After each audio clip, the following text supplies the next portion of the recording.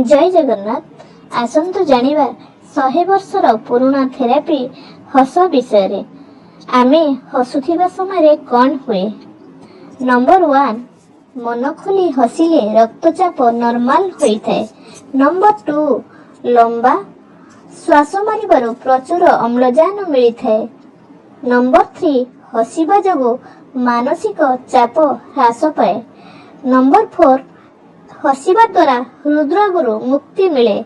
Number 5, पाकस्थली और अंतनली कार्यक्षम हुए और पेटर मांसपेशी सब मजबूत हुए।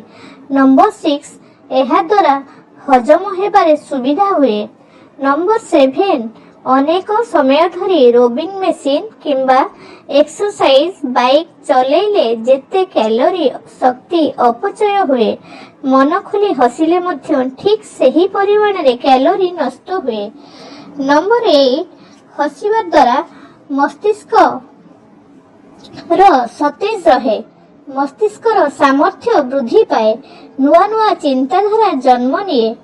नंबर 9, एहा इन्फेक्शन समय रे लढुथिबा एंटीबॉडीज गुड़िक वृद्धि करिथाए। नंबर 10, हसिबा द्वारा नकारात्मक भाव को दूरेई सकारात्मक भावना सृष्टि करे।